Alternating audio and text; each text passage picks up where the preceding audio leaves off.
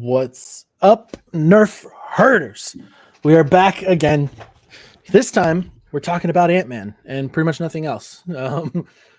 I haven't been paying attention to the news cycle lately. I've been on kind of a mini vacation. I have enjoyed it. And before that, I was on call, and I was basically excised from the world at that point. So, yeah, didn't really have too terrible much going on. Honestly, the only thing that I missed out on is that I wanted to see Cocaine Bear before we had this episode, but that I wasn't able to make that happen. So, no, sad. Maddie and I saw Cocaine Bear over the okay. weekend. I was like, I was like, as soon as I bring this up, he's gonna be like, oh, I saw it. I'm like, of course you did. She wanted to see it. She wanted to see it, so I took her to it. So Well, no. So I had some free time that I made for myself today, and I was like, you know what? I took today and tomorrow off. I was like, screw it. I need to take some time for myself. And I tried seeing it like pretty much all weekend, but we just kept on coming up with stuff that we had to do. And finally got in there. I saw Ant-Man and the Wasp. We got out of the theater like a half hour ago. You're maybe an hour ago. I am hot out of the movie. I am ready to kick things off. I'm not going to talk spoilers. We'll talk spoiler free right off the bat. We are still only a week into the movie actually being out, so it does seem fair to kind of stay spoiler free. But Josh, you saw it before me, so I'm going to let you go. So I want you to go first on what your spoiler free impressions were. We're talking spoiler free impressions. I went into it with 0 to low expectations. I remember enjoying Ant-Man 1. I can't remember anything about Ant-Man 2 outside of the trailers. Like, I remember the cool Wasp flip with the knife, but that was in the trailers. I think Walter Goggins was in it. Walton Goggins, I can't remember what his name is. The guy from Justified. Pretty sure he was in it. He was a bad guy. I don't even know if I could call him the bad guy, but okay, it seemed to make him want to be the bad guy. But and then it doesn't even show up when you Google him.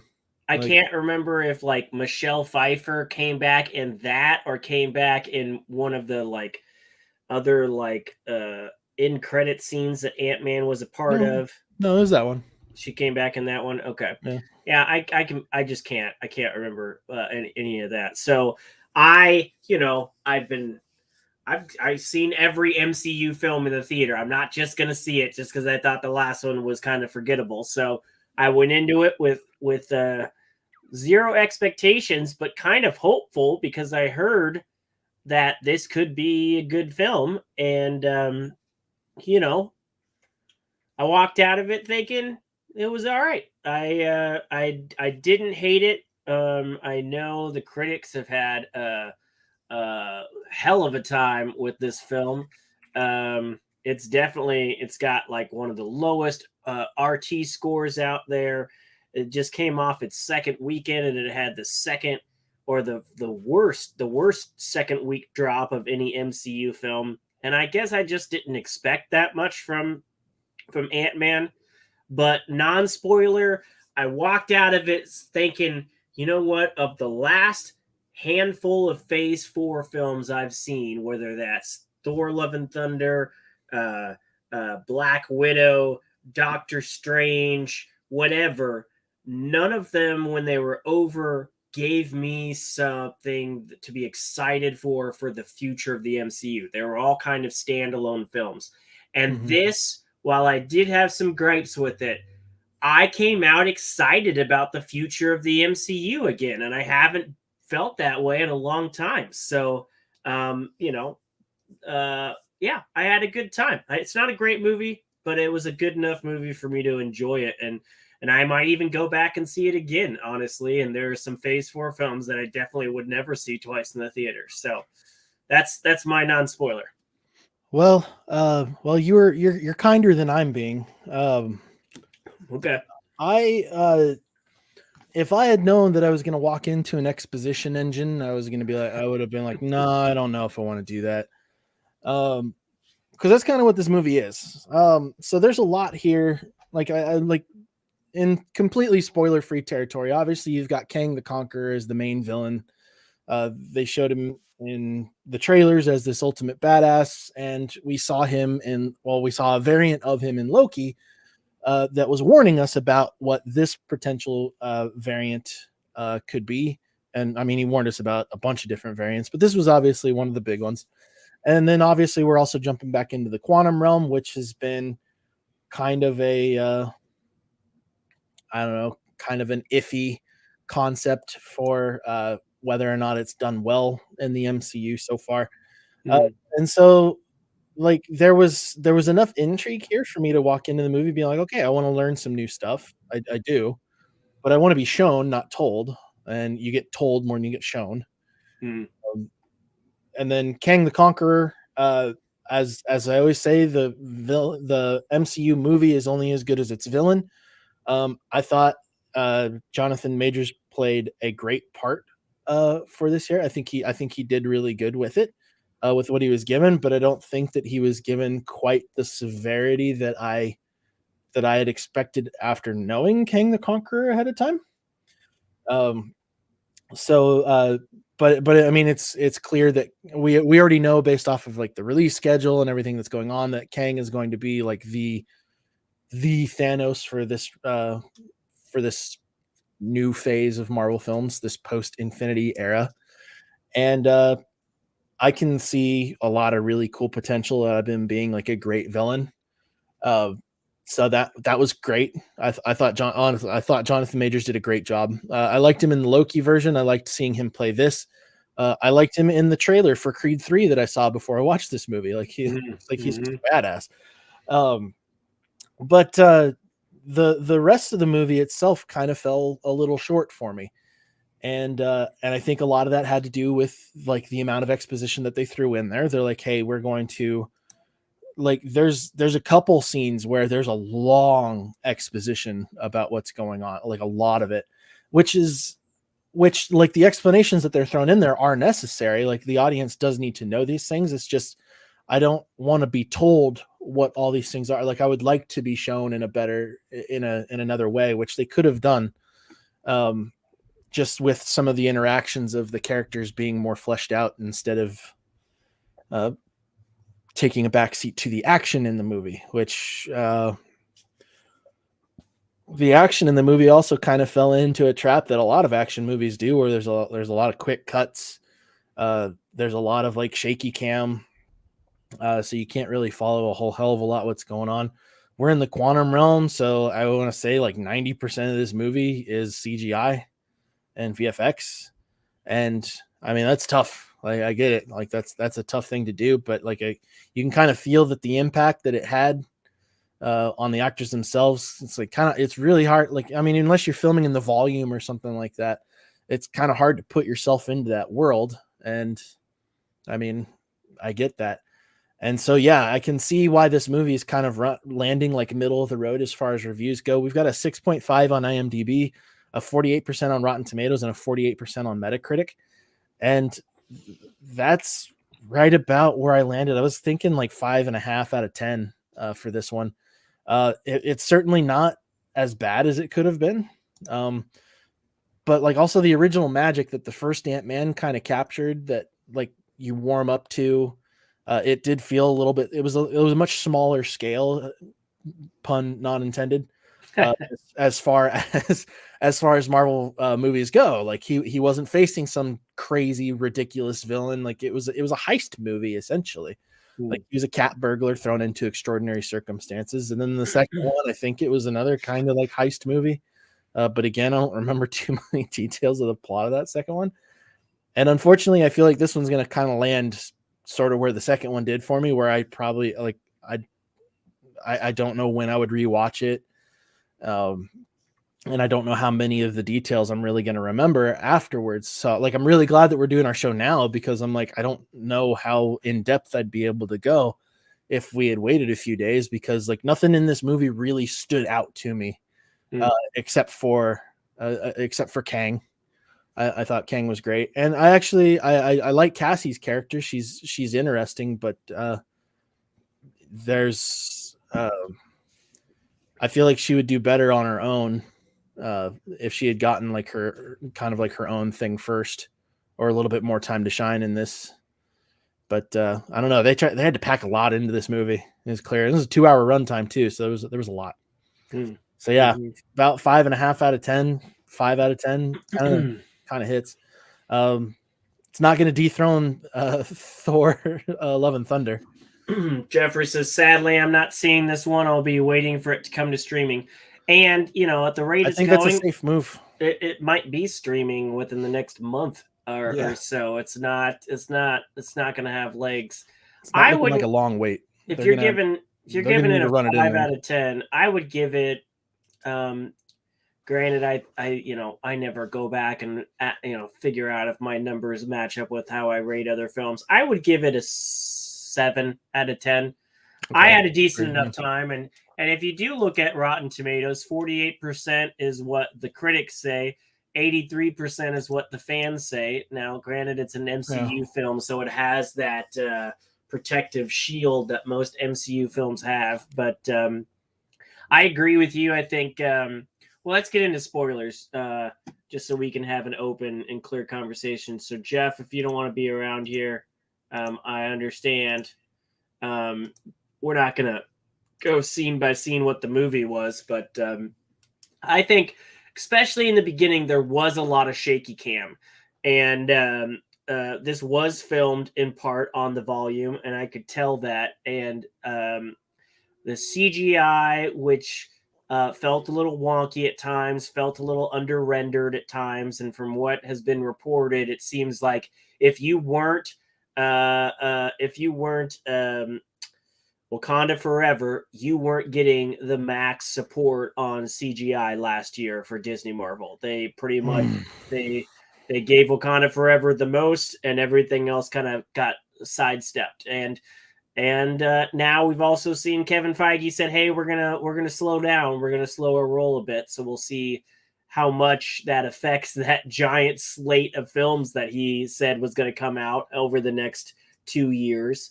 I'm guessing it's going to be extended to at least 4, or some of those properties might be cut. But I did think the wonky CGI at times and the shaky cam, as big of a screen as I saw it on, I was like, what am I watching? Like, I think there was a point where Scott and Cassie were running from something that was invading from the sky and blowing stuff up. And I was just like, what is going on? I can't see. Like, I'm watching the screen. I just don't know what I'm looking at because of so much CGI and shaky cam. So I didn't really care for that.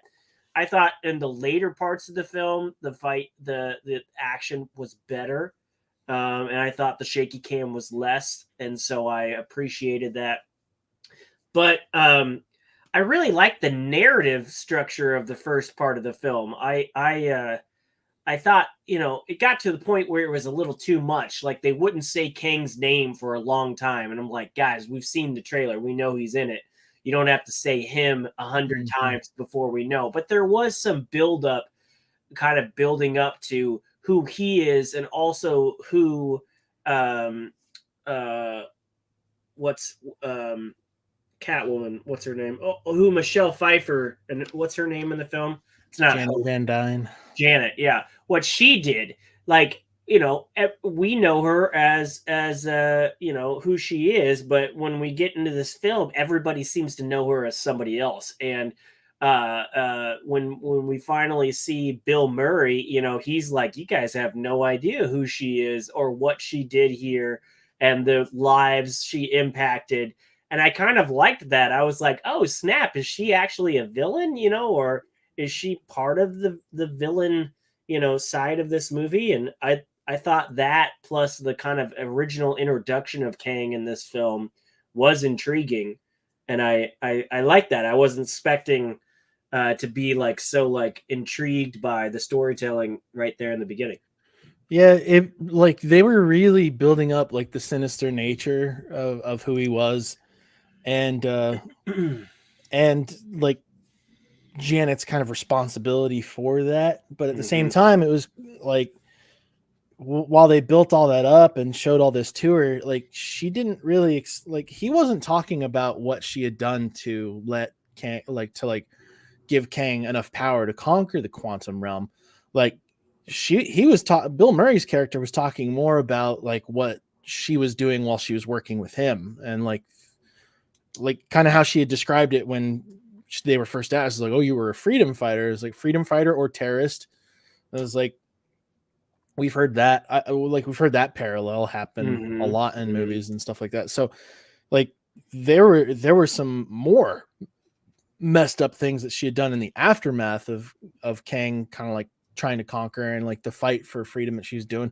Like it was clear that she had like the most knowledge about the quantum realm in and of itself, but like we never saw her exercise any of that. Except for like one moment where she's like coming up to that nomad tribe and she fights them and wins their respect or something, or communicates with them that way, like they knew each other ahead of time. Like nothing. That was cool. That was kind of like a Mad Max moment. Yeah, like and that was interesting, but we didn't really get to kind of see more of that from her. Like again, they were trying to pack a lot into this movie. They're like, okay, they definitely were. It's a whole universe that they were trying to introduce into one movie, and that definitely can be hard. This was a big. This is kind of why I want to give it a little more credit than other people are giving it, because it's definitely, when you look at the simplicity of the first two films, this was definitely a leap in a different direction. You know, this went. I saw a lot of people comparing it to Star Wars. You know, this went crazy. Different than the other two, and I thought I wanted to give them the benefit of the doubt for that. I liked that they were introducing so much stuff, and some things could have been fleshed out a little more. Some things, like the whole revolution, I felt like we probably didn't need in the film. It was kind of more of a side thing, and we saw these characters come up again and again, and there were some jokes and about holes and stuff, but yeah, I just didn't I didn't think I didn't hate it as much as as some other people are. I'm not saying you're hating it. I appreciated that they tried to go in such a different direction than they had before with this. Yeah, film. I mean, credit where it's due, and I'm not hating it either. I think the hola, that's about as much Spanish as I know. Sorry, can't help you there. That was kind of like the big problem, is that they did try to pack in too much though at the same time. So it's like, you want to give them credit for trying to jump into this universe the way that they did. But at the same time, it was almost to the movie's it was almost against the movie's benefit for them to try and explain all of that while introducing like the big bad, while also trying to like pass the torch in a small way over to Cassie to set her up for a young Avenger, which seems to be very obvious at this point they're trying to do. While at the same time trying to like jump into Janet's past a little bit. It was like all while Hank Pym's just kind of in the background for the most part. He's like a Hank and Hope. Hank and Hope both. Like this was supposed to be Ant-Man and the Wasp. And I feel like the only reason it's called Ant-Man and the Wasp: Quantumania is because someone said, if you take the Wasp off the title after the second movie, someone's gonna call you out on it. But then, so they kept her on there. I don't think it really would have mattered, because it wasn't Ant-Man 2. It was Ant-Man and the Wasp. First it was Ant-Man, then it was Ant-Man and the Wasp, and now it's Ant-Man in Quantumania. But I think somebody would have been like, you know, why are you putting the woman in the background? Well, that's what they ended up doing. They kept her on the title card, but then forgot to write her as a compelling co-lead. I mean, she does have a couple moments that are fun, but it really was more of an Ant-Man movie. And I was kind of like, it's supposed to be like, it was supposed to be an Ant-Man movie. Like, this is who he was. And well, they could have written it differently to give her a little more time to shine. I just thought that she was kind of underwritten in the film. I don't think she was written into the film. She felt like an afterthought the entire time. Yeah. The biggest issue that I take with the film is the ending. So they're in the situation where they've kind of defeated Kang, and Janet is like, okay, I think I can set us up for like one shot to get out of here. I was like, I can get us a go. I was like, okay, last ditch effort. Let's get this done. Let's get out of here. Let's go home. Great. And then we come to where Kang stops Scott from jumping through the portal. and they're going through this fight, which I thought was actually a pretty good fight. It was clear that Kang is just like, no, I'm gonna mess you up. Like, this guy's been fighting for centuries, lifetime, millions of lifetimes, who knows. He's going to win that fight, and Scott knew that, and he's like, we just both have to lose. I'm like, yes, good. Sacrifice. His daughter made it out safe. His, like, the love of his life made it out safe. Like, he saved his friends. He's gonna make the sacrifice play. Here we go. He's taking after Captain America because they brought him up again. They even did a shield moment. It was like, okay, we get it. And then Hope jumps through the portal, saves his life. Ex Machina, last second. Wow, whatever. Which we had a lot of in this movie also. Like, a lot of last minute saves, which is getting fucking boring at this point. And then the portal closes behind them. They beat Kang and the portal closes behind them. I'm like, okay, all right. This is interesting. I was like, these two are trapped in the quantum realm. And I was like, all right, awesome. This is how it should be. They're seeing that they were successful, but he's had to make a sacrifice to make sure his daughter stays safe. This isn't his first rodeo in the quantum realm. He's been stuck in a different part of it before, obviously. Oh, and then 5 seconds later, the portal opens up because Cassie is an expert with her quantum realm walkie-talkie system, and she opens a portal, which it was never designed to do. Like, never ever designed to do, never had any capability of doing, wasn't capable of doing it in the first part. It was somebody else. It was MODOK who opened a one-way door into the quantum realm, not a two-way street. It's like, if he could have always done that, then they would have been out already. Like, it wouldn't have been that big a deal. But no, she's like, okay, this thing that sends a signal to the quantum realm and reads it back, as they described it, like a quantum realm telescope. No, all of a sudden, just with a few button presses, it can now also open portals up. Which, fucking why? I can tell you exactly why, and it's not an Ant-Man problem. It is an MCU problem. It's the force feeding of teenage geniuses for this new. That was another point I was going to make. That was another point I was going to make. Because, like, when we're getting kind of tired of how convenient it is that there's all these fucking super geniuses around. Yes. If you go back to the beginning of the MCU, you know, while this is a fantastical film, Tony Stark, being the genius that he is, learning how to make the Iron Man suit and then developing it more over different versions of it, that was interesting. That was cool, and that was understandable. Now, fast forward into what we have now, we've got freshmen in high school making their own Iron Man tech suits. We have Cassie, who's, I think, 16 in the film, making satellites and portals to the quantum realm. After reading some journals. And not even old enough to go into college or school or anything like that. Thing if Hank was like, you know, she helped me create this. But no, Hank acted like this was all your daughter. And it's like, based on what? Like, what? Why are these kids suddenly... one, suddenly geniuses, and two, like, have the materials and the know-hows and everything to do all this. But yeah, it is this. They're setting you up still for could the have young had Avengers. That's the problem, though. Is you could still have this. Cassie could still have, like, that super genius moment, but it has to come in another movie. It has to come in another form. It was like, where's my motivation to continue Being to watch the daughter of Ant-Man doesn't make her a genius. You have to show that she has. Show us that she earns it. Give us another property where give us another title. Give her a show. I don't fucking care. It was like, give us a show where, like, her entire objective is getting into the quantum realm to save her father and Hope. But they're definitely setting up they've been setting up Young Avengers. Oh yeah. For whatever they plan to do for the last 5 or 6 films. But we now have 2 super geniuses on there. Yeah. Or at least they're catered for it. We haven't gotten rid of all of the old super geniuses. Hulk's still around. Yeah. I'm just like, they're having to up the scale of capability of these human characters, because they're interacting with these other races, these other universes so frequently, where the technology is so far outpaced.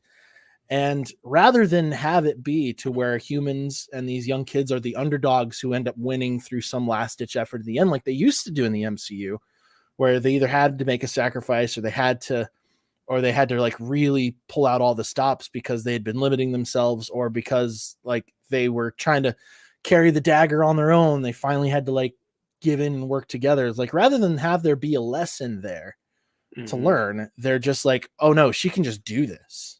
Yeah. It's like, they can just do this. It's I like, did you feel give like them the that. proper materials, they can just get this done. I wonder if there was Like, a different version of the ending that left either Ant-Man or Ant-Man and the Wasp trapped on there. it And should have been. I get that it Should would have been. feel repetitive because we've already had people trapped in the quantum realm multiple times by this point, but it definitely kind of tore away from the weight of the ending. I think if they had changed that ending out to where Scott gets trapped, Scott either gets trapped alone or he gets trapped in there with Hope. But Kang doesn't get sucked into that thing at the same time. Like they're all trapped in there. And they had played a little bit more with the dichotomy of Kang. It was like, because they built it up to where it was almost going to be kind of like a gray area of whether he was like a horrible bad guy. When the movie was first going on, I thought that Scott and Cassie were going to meet up with Kang, and there was going to be more of like a warmer bargain between the two. It wasn't going to be quite as sinister, and he was going to convince them of everything that was going on. And they had already met this tribe of people who had heard Janet's name and been kind of freaked out by it. And so we would have seen, like, from two different perspectives. We would have seen Kang's side of it as a lot more sympathetic. And then you see Hope and Hank and Janet all together, and you're getting only Janet's perspective of it. And so like they butt heads a little bit when they finally get together. And that is when Kang kind of gets revealed to be more of like the monster that he actually is. And you're not entirely sure, like you're not entirely sure where you want to land. Like that was kind of the good thing that they were leading up to. Is like, okay, he just wants to get out. He wants the same thing that they do, but he's way more sadistic about getting there. It's like he's got a different motive, but like you can understand why you would want to do that. In this one, like the weak point of Kang in this particular part of it is that is like they take away all of that, and then they just make him out to be just this horrible monster. And like the only reason that he wants to get out is because he wants to win. I was like, not because no explanation around the Council of Kangs, which we saw in the end credit scenes, or anything about like the multiversal war or anything. Like, I mean, he mentions it, but not really like why his motivation behind it is better than any of the others. Like, he's just a straight up villain. But in the early part of it, it seemed like they were going to make it be like, okay, Janet is the actual villain as far as the quantum realm is concerned. Kang is providing better things for, even enough for Bill Murray's characters. Like, he can be very persuasive. He looks incredibly well off at this point, because he's decided to cooperate with the guy, and then bam, left turn. He's just a horrible bad guy. And I was like, that was like sad to me. I was like, okay, like every single time I saw like the potential of some like awesome bit of writing or the way that they could have played it out, they left turn it into the most simple version of the way the story can go. And I was just like sad. I was like, I'm not done with my gripes about the film. I've got other things to talk about. But in terms of Kang, I think every scene he's in is a shining moment for the film. I loved Kang the Conqueror. I thought the fact that he is called Kang the Conqueror means that his motivation. His motivation is to win. And the fact that he gets exiled here by the other Kangs pisses him off, because that's what he does. He conquers. He talks about, which Avenger are you? Because I've killed so many. The one with the hammer. He eats up every scene, and I just loved it. I loved when Scott and Cassie were in the cells, and he was like, I'm going to kill your daughter if you don't go do this task for me. He didn't, he could have done it more calmly and been like, hey, the trailers almost seemed like they were having a 1v1 conversation about, you want to get out? I can help you. Just do this one thing for me. Instead, he was like, do this one thing or I'm going to kill your daughter. And then after he does it, he's like, I'm still going to kill your daughter. Like, he's Jonathan Majors is having the time of his life right now. He's in 4 films this year. which is crazy that his next big role comes out 2 weeks after his last big role. He's coming out in Creed 3 in 2 days, 3 days. And I can't wait. I think he's great. I just watched a previous movie with him in it called The Harder They Fall. It's a Western on Netflix, and he's fantastic in that, opposite Idris Elba. So I loved every scene he was in. I loved the scenes when he was kind of playing it coy with Janet. I loved the scenes when he was just full mega lord, like you know, you all are beneath me. I loved it, and I loved his final fight because Ant-Man is not a fighter. He's got gadgets and gizmos, and when he gets big, he can be a force to be reckoned with. But 1v1, he's not a fighter. So I love that he just got his ass beat. And I also love that we're not really sure if Kang's dead, if Kang the Conqueror's dead. Like, did he, not. you know, there's even an after credit scene that's like, wait, is that him? Because he was kind of obsessed with time travel, with time. So is that him? You know, could that be him?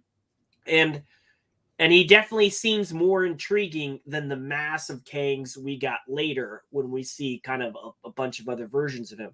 So I would hope that he is the big bad that crawls his way back somehow, and everybody has to deal with him. But I loved him. I think he was clearly by far the best part of the film, and that's why I was excited about the future, because I don't think we're done with him.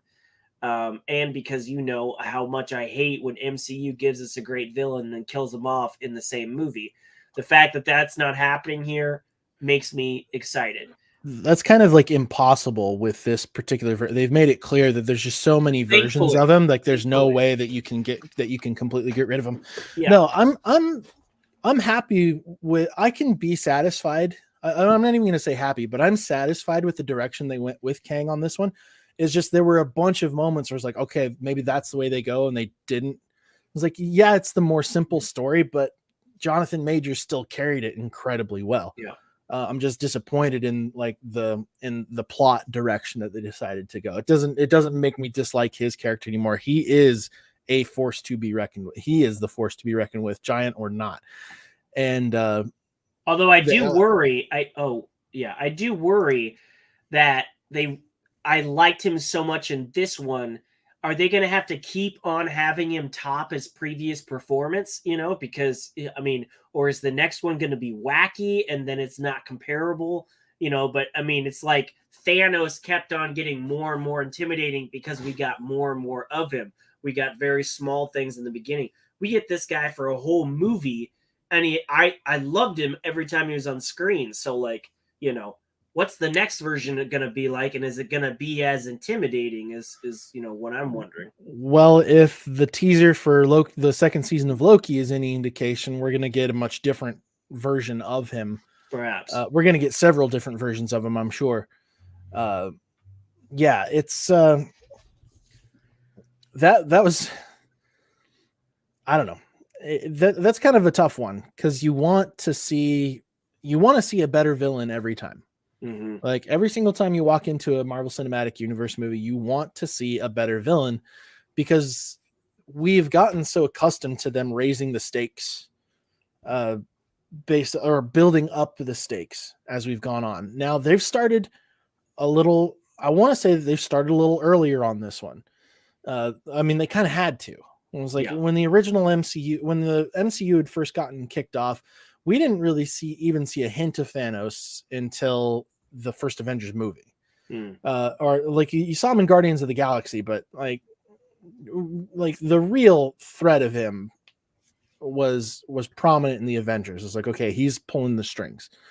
This is the guy who's in the background, kind of making things happen. Guardians of the Galaxy was years after Avengers, so yeah. You're right. Yeah, but like the Avengers version of him was a little different from what Guardians of the Galaxy. Like we really saw who he was in Guardians of the Galaxy. We saw a hint of him in the Avengers. Yeah. The problem now is that they can't build at that scale like they did before. They can't take 10 years to reveal a big bad like they did last time. There's just no way that's going to fly. Especially after they wasted all of Phase 4, not really building up of anything. They didn't give us breadcrumbs at all to follow. So it's kind of like they're 5 years behind already. And I think they know that. I think the upper leadership of the MCU knows what's going on. I think they can kind of feel the pressure comes, because again, like the talk about Marvel losing its spark is only getting more diverse. It's showing up in more places. A lot more people who are like diehard. Like I was a diehard MCU fan for a long time, and post Infinity War, post Endgame, that's like keep getting hit in that impulse to be like, you're losing me. And this movie does not win me back yet. It shows me that there's potential that they might have something in the pocket that could, but I mean, it's not really enough to kind of get me back into that mode. And I don't know that that's ever going to come back. Like, I think some of that's probably coming with age and just kind of like the diversity of sort of the cinematic experience that I'm going for now. Well, it's kind of like what, I think it's just our tastes have evolved. I remember in some of the earlier or the middle MCU films, a lot of the common complaints were, stop trying so hard to tease the next property. Just give us a good solid film. But then when we did get to Phase 4 and we got a lot of standalone films, our thoughts kind of changed. And it was like, yeah, this is an okay standalone film, but it feels too standalone. Like where's the group that you've built off of? Where's this universe? It's so, like I thought even Spider-Man No Way Home was a great film, but it was a great Spider-Man film. I didn't necessarily think it was a great MCU film because, it was about Spider-Man's story and I wanted more. I've been waiting for that taste of what's the next big thing. And I did get a little bit. The dread that you see on Ant-Man's face when he's walking down the street at the end of this film, although they kind of play it off for fun because that's Ant-Man, what he does, I did appreciate that. I was like, oh, I haven't felt this way in a while. Well, this isn't done, and what's to come, and is there going to be an Avengers? I liked it. I thought that was intriguing because there's not an Avengers right now, clearly, and what's it going to take to get him back or to form a new team? The end narration by Paul Rudd just felt dumb to me. Oh, I got the opposite feeling. Any narration by I'm just Paul gonna, Rudd is good for me. we're just gonna make this a joke about how serious this is, and he's like, we're gonna spoon feed it to you. It's like, oh yeah, it might not be done. You need to be worried about that. That's kind of how I took it, but I don't know. Again, it's that show don't tell part of movies that I wanted to see. Is like, Jeffrey says The Last Guardians might be good, and I agree. It might be good. The trailers look certainly interesting, so we'll see. So that was actually what I wanted to mention, that while you're talking about this, is like having something that feels connected but not at the same time. Guardians has done that the best, I think. Like each Guardians movie has felt completely standalone while still like showing that there's some sort of lead up to something bigger. And the first Guardians did the best job, obviously, because like it had an Infinity Stone in it as like its main plot device.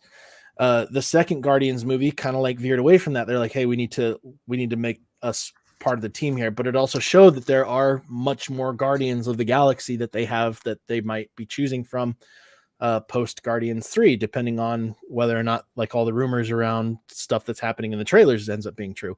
And then Guardians 3 is looking like it's going to, I mean, it's obvious that it's going to introduce Adam Warlock, who is a big character in the Marvel comic universe as far as like the grand cosmic scale of everything.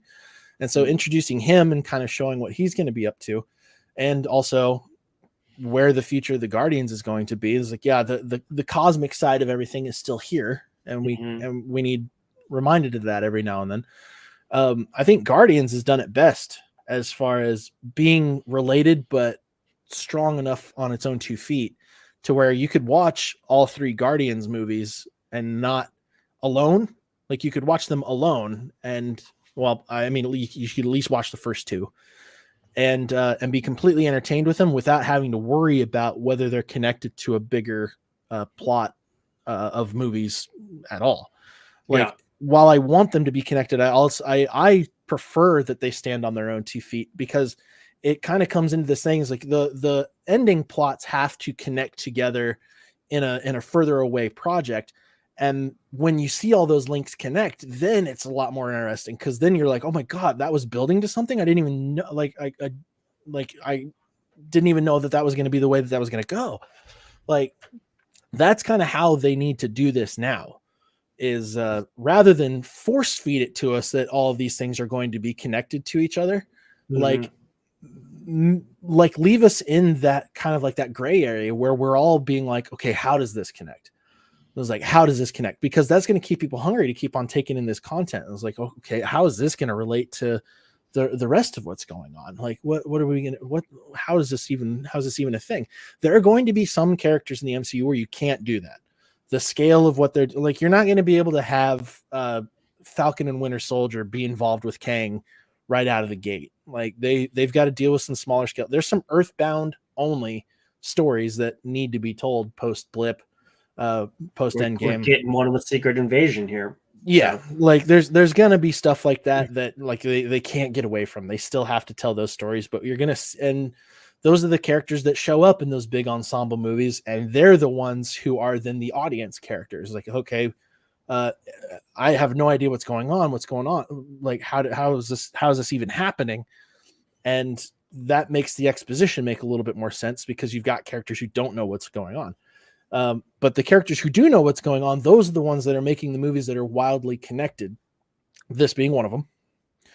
And the mess, I feel, is going to be a lot harder to sort out this time around, because you're dealing with multiversal theory.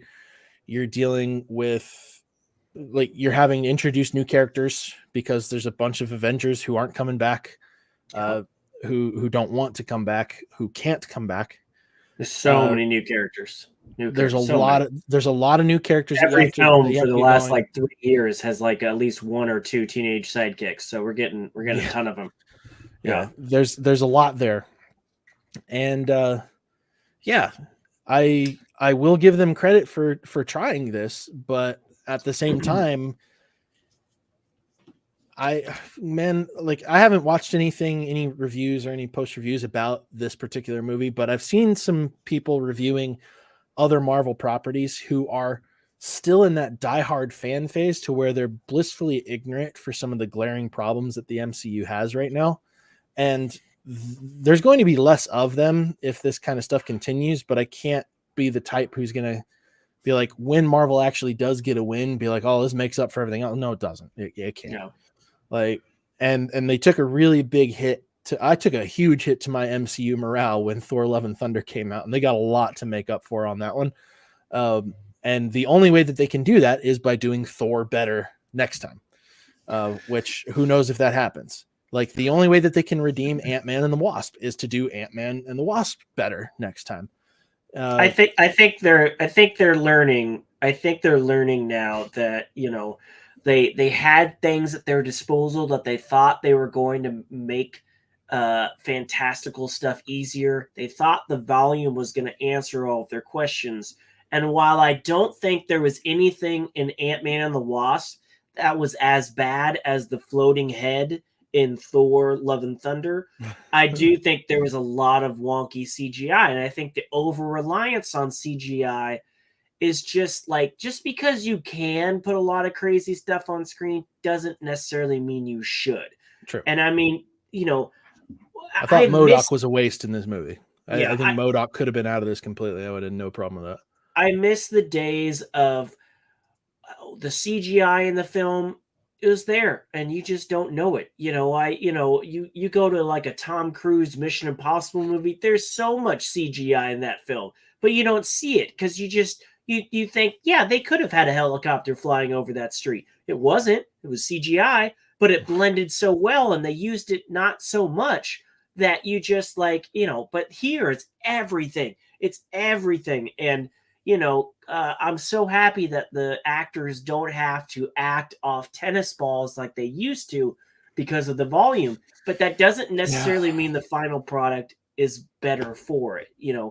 Scale back your CGI, stop running your multiple vendors that you get all your renders from into the ground by, pushing everything. I think that's one of the major things they're pulling the slow up for, saying, hey, we're going to slow down and we're going to put things out at a slower pace, is because probably enough people are threatening strike or something, saying if you want this to look good, that might not be an option that Marvel they might have to be doing that, because Jeffrey said it's getting Marvel's harder. got pushed back too. Heard testing wasn't great. Yeah, I mean, that's not just CGI, that's also for plot. Yeah, I did hear that. But hey, that's the thing too. If you're gonna take some time, don't just take time on CGI, take time on story. Because while I believe that Ant-Man 3 swung for the fences and I was interested in some of the things they did, this is something I haven't heard anybody else say yet. I've heard some people say this is a ripoff of Star Wars. And this is what I say to that. This is a ripoff of Tron Legacy.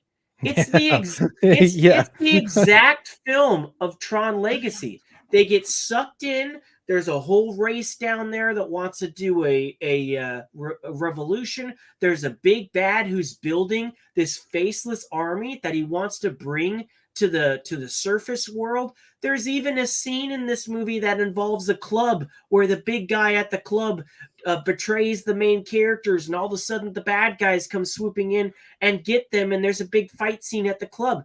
It is Tron Legacy without Daft Punk.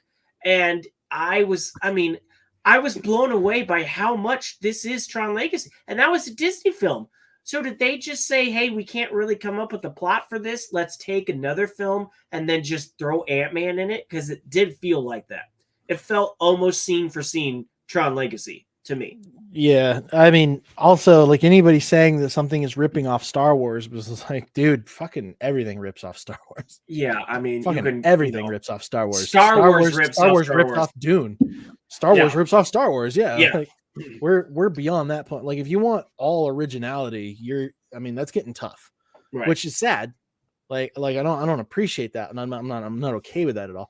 But I do too, Jeffrey. On vinyl, it's one of the best soundtracks out there, and I love Tron Legacy. I am a defender of Tron Legacy, but I thought they shouldn't have copied and pasted so much for Ant-Man. Well, I feel like that's also something that we see in the VFX world being shown, specifically towards Marvel, is that they're reusing animations. It's like they take the models, the VFX models, and then they just apply the new character to it. Sure. Specifically to save time and stuff like that. Like, we're gonna start typically to save time. I believe it. Like, there's a bunch of people who are posting like scene comparisons between all that, and it's kind of. But I mean, now that Disney, I understand why, but now that Disney owns Avatar, it didn't take 13 years to make Avatar. They took some time off. They decided where they were going to go. Then they filmed a bunch of stuff. The rendering, he waited for a huge amount of time for technology to catch up to where he wanted it to be. So there was a huge gap where he was doing nothing. Right. So it didn't take them 13 years to render Avatar 2. It took a couple years to do that. But here's the difference between Avatar 2, The Way of Water, and anything you've seen in Marvel lately. When you go to the end of a Marvel movie and you wait and you watch all the credits, you see 20, 30, 40 different CGI firms that they farmed things out to so that they could get this film done. They used tons of different ones to get a huge movie like this done. And you're like, well, that's just how they do it. That's not how they did it for Avatar 2. They used Weta, and Weta has their own internal army, and they were committed to this film. And that's why Avatar 2, they loved working on Avatar 2. Like, they weren't threatening to strike and shit. Yeah, because they loved it. And it shows. Everything in Avatar 2 was CGI. We didn't have any of these complaints. Everything. I mean, almost everything, but it's about a huge amount of it, and it looks pretty goddamn incredible for given how much of it's fake. And now that's under the Disney banner as well. So it's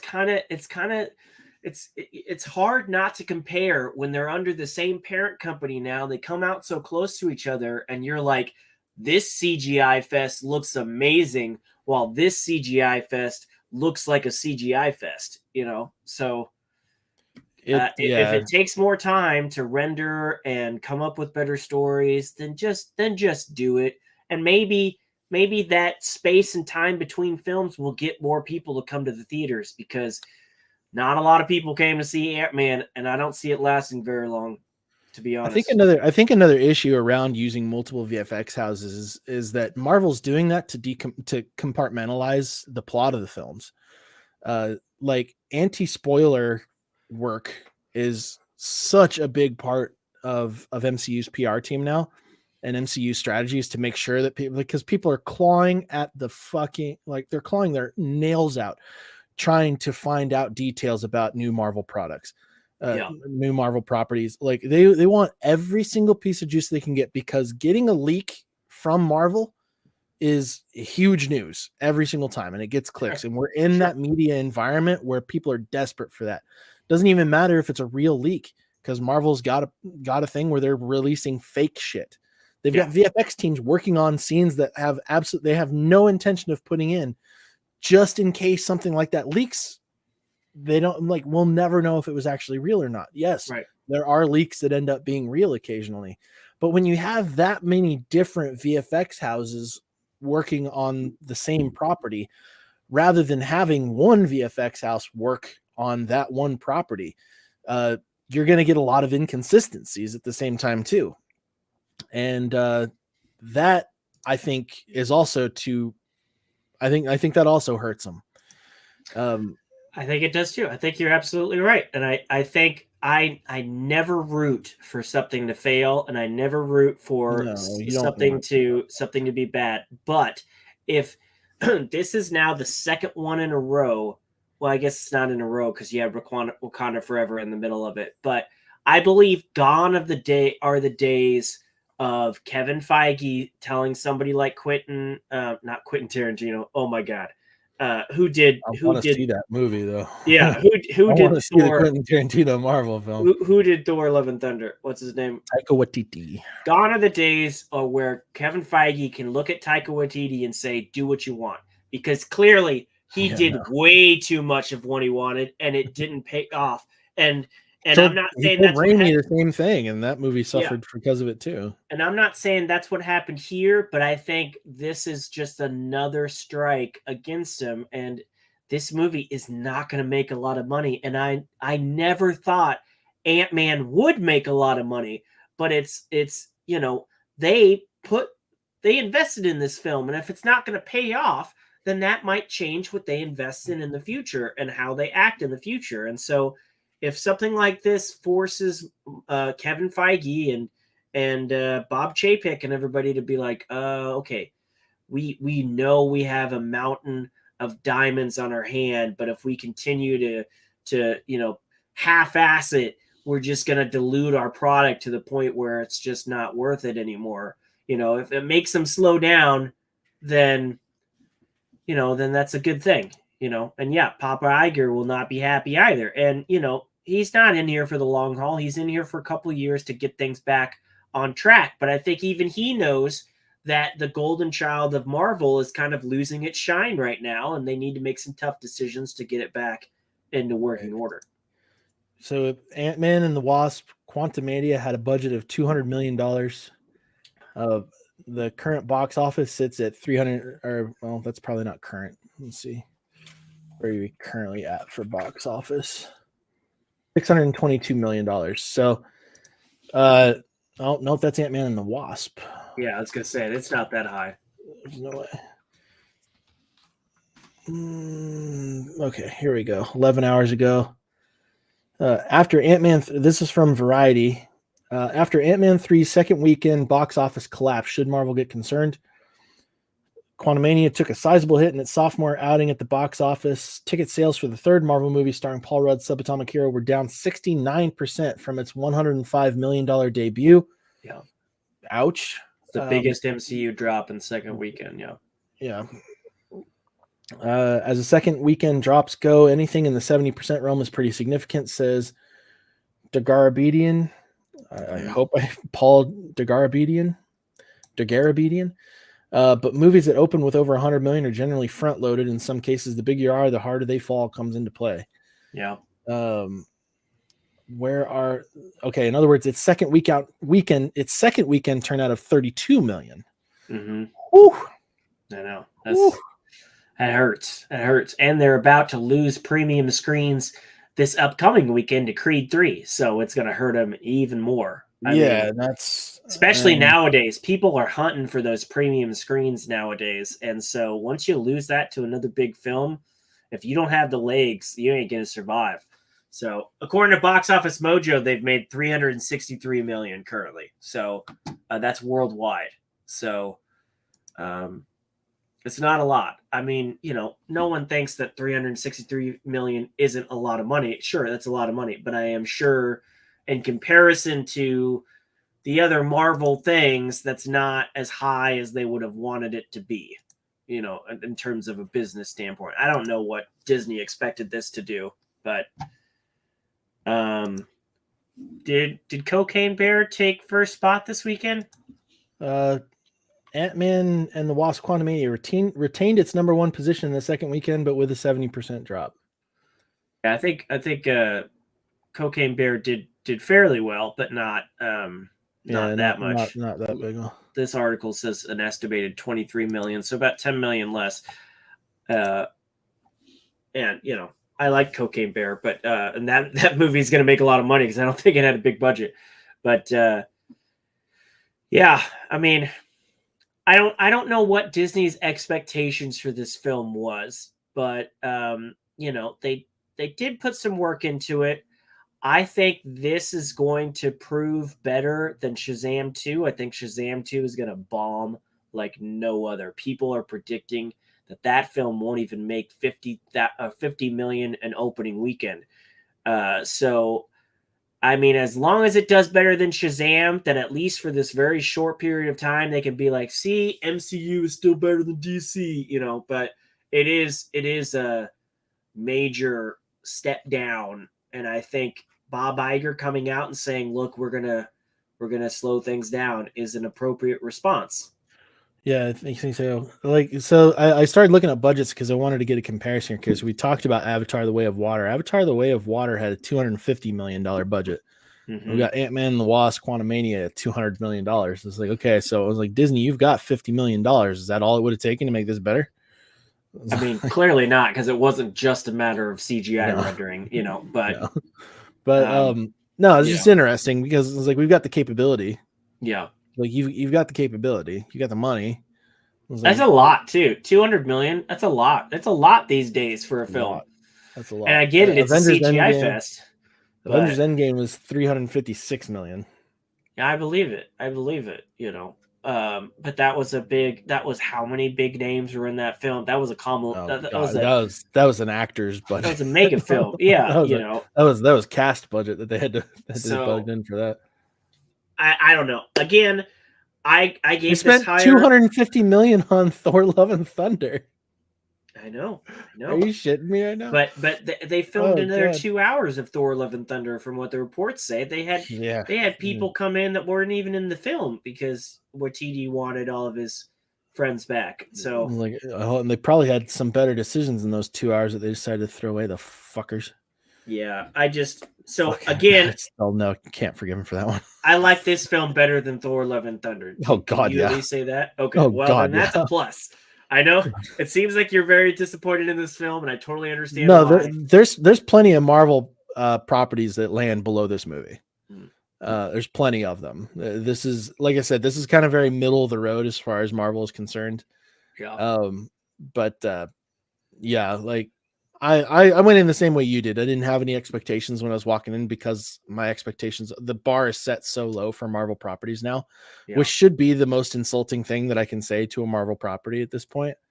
Was like, you guys have set the bar super fucking low with a lot of your properties lately. Yeah. It was like Black Panther, Wakanda Forever was like on its own. Like that was its own thing. It was like that. And I think even that dropped the ball in some areas. So that didn't even try to connect to like the greater MCU universe. That was more of like a farewell to Chadwick Boseman, while also being like, okay, we need to pass, like, this is an emergency resuscitation of this franchise because our lead has tragically passed away. Mm-hmm. And they still came out of that one. I mean, that was better than this movie. I was like, Wakanda Forever came out pretty good. Yeah. This movie Ant-Man and the Wasp: Quantumania, did not have quite the circumstances. It fell short, and that's unfortunate. Well, I'll be interested to see what all comes out this year in terms of Marvel stuff. We've got there was a lot of stuff. I'm just looking at this Den of Geek article that said every Marvel movie and TV show coming in 2023. And I'm just going down the list. So we got Ant-Man. I believe Secret Invasion is coming. It's supposed to come out in the spring. I don't know that it will because we're pretty deep in the spring already. I believe that's coming. Guardians is definitely going to happen in May. I don't believe they're pulling that. What If Season 2? Yeah. Wouldn't be surprised if that doesn't come out this year. Loki Season 2, I believe that will come out. But They're other probably things, pretty far along on that one, yeah. But other things like the Marvels, that might get pushed out of this year. especially since like the story broke about its screening's not doing too well. Its test screening's not doing really well. Ironheart, I don't believe that's coming this year. Agatha Coven of Chaos, I don't know if that's coming this year. Echo, I would definitely doubt is coming this year. That is supposed to be riddled with problems as well. So that one's also not quite the CGI fest that these other movies are, though. Like you got a much more earthbound story there. Like they could do a lot more like practical. Yeah, but I've heard the story is the issue with that. I've heard they've had a lot of reshoots and they're not happy with it. So I think it's not we've got to push that it's not just you need a couple more weeks to render things. It is you need to focus on your storytelling as well. You need to recapture your fans because they're just, it's just not it's not as tight as it used to be. It's not as quality as it used to be. No, and they've got some competition this year too. I'm going through some movies. Just like this was a Rotten Tomatoes editorial on the most anticipated movies of 2023. They got some good ones in here, assuming the schedule stays, of course. Like you never really know, but you got Dune Part 2 coming out. Yep. In November. We've got another Mission Impossible coming out. Yep. That's gonna be huge. DC has some properties that are going to be coming out this year where they're trying to do a complete revival for them. That's gonna that's at least going to dominate social media for a while. The Flash, I think, is the only one that has the potential to do well. I've heard Aquaman is going to disappoint as well. Yeah, and I'm not too hopeful about Shazam 2. But Disney's also got Indiana Jones. And the Dial of Destiny, that one's coming out. But we've also got another Spider-Verse movie. Yep. Coming. But that's more of a Sony thing and less of an MCU thing. That's true, but like we're pulling like anything that's like pulling that attention away. You've also got the Little Mermaid live action remake coming, which that could go either way. I still don't know how to feel about it. I'll wait to see a full trailer. I'm not tired sold on it yet. Like I'm tired of the live action remakes. I don't know why they're doing it. Just do a 4K remaster of your original titles. You know why they're doing it, because most of those tales are in public domain, except for the things that Disney has done. Yeah. They have to put out a Peter Pan and Wendy movie every 5 years in order to keep certain rights to it. And I know this specifically because I've been looking into public domain recently. I don't know. Did you ever, and then we can close this out because we've been going on for an hour. Did you know, you ever see Dick Tracy, that old movie from the 80s or 90s? Forever ago. Starred Warren Beatty. Forever ago. I think it like I believe I was in the room while somebody else was watching it at some point in the family, but I love Dick Tracy. I've got some Dick Tracy things somewhere. I love Dick Tracy. I grew up on it. It was like noir gangster stuff, but just fun. The main character walked around in this big yellow coat. It was great. They did a movie either in the 80s or the 90s. It had Madonna in it. It had Warren Beatty. It was a campy film, but it was it was Dick Tracy. People liked it. Right. For some reason, Warren Beatty had some of the rights to that film. And every 5 to 10 years, he has gone on the Turner, whatever the TCM channel is, or TMC, Turner Turner Movie Classic Channel, Movies. Turner Classic Movies. He's gone Yep. on there and released a 20-minute short of some kind that shows him in the Dick Tracy thing. He just put out another one a month ago.